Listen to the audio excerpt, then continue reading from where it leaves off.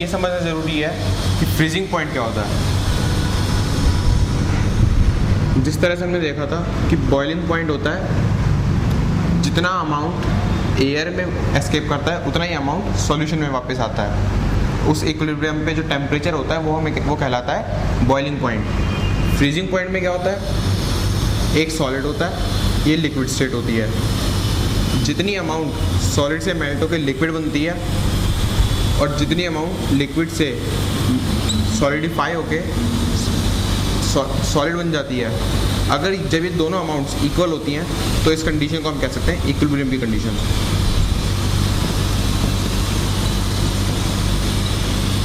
अब जो इस इक्विलिब्रियम पे टेम्परेचर होगा वही कहलाएगा हमारा फ्रीजिंग पॉइंट या फिर फ्रीजिंग टेम्परेचर, जो भी उस सॉल्वेंट को होगा।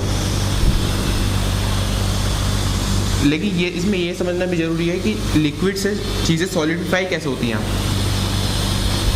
जब भी मेरे पास एक सॉलिडिफाइड मैटर होता है, लेट इट बी एस, तो जब लिक्विड पार्टिकल्स इस पे इम्पिंच करेंगे तो उनकी टेंडेंसी होगी कि वो भी इसी तरह से सॉलिड में कन्वर्ट हो जाए। तो मतलब इस कोलिजन के बाद लिक्विड वाले पार्टिकल्स भी सॉलिड में कन्वर्ट हो जाते हैं। अब हमें चीज़ पढ़नी थी है डिप्रेशन इन फ्रीजिंग पॉइंट।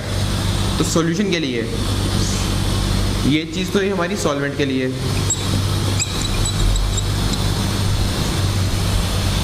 अब सॉल्यूशन के केस में क्या होगा, सॉल्यूशन के केस में एक ही चीज़ एक्स्ट्रा होगी, क्या कि यहाँ पे सॉल्यूट पार्टिकल्स भी हिंडर करेंगे।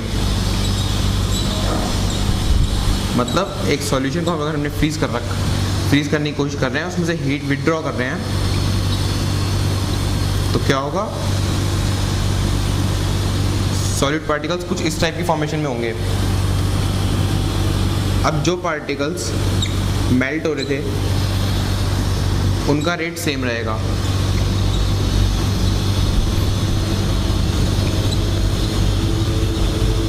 मतलब जो प्रीवियस वाला हमारे पास फ्रीजिंग पॉइंट था प्योर सॉल्वेंट के लिए, उस टेम्परेचर तक हम इस सॉल्यूशन को ले आए हैं। तो जब ये मेल्टिंग होगी, रेट ऑफ मेल्टिंग वो सेम रहेगा जो अर्लियर था, बट चेंज क्या होगा, चेंज होगा जो नंबर ऑफ पार्टिकल्स इम्पिंच करके सॉलिड बना रहे थे वो रिड्यूस हो जाएगा।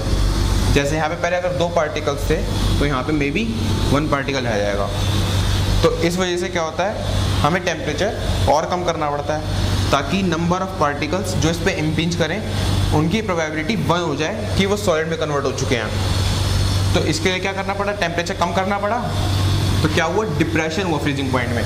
मतलब एक्चुअल फ्रीजिंग पॉइंट कुछ था मेरे पास TF, तो मेरे पास फाइनल क्या होगा TF डैश। फाइनल जो है मेरे पास फ्रीजिंग पॉइंट वो कम होगा as compare to original one. तो इसके लिए क्या, कौन सी लॉ फॉलो करती है, इसके लिए लॉ होती है delta TF depression in freezing point is directly proportional to molality of the solution. यहाँ पे भी कांस्टेंट यूज होगा और उस कांस्टेंट को कहते हैं KF, जो कि होता है क्रायोस्कोपिक कांस्टेंट।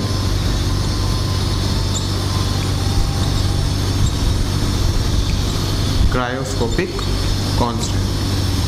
तो डिप्रेशन फ्रीजिंग पॉइंट के लिए ये लॉ फॉलो होती है। उस प्रेशर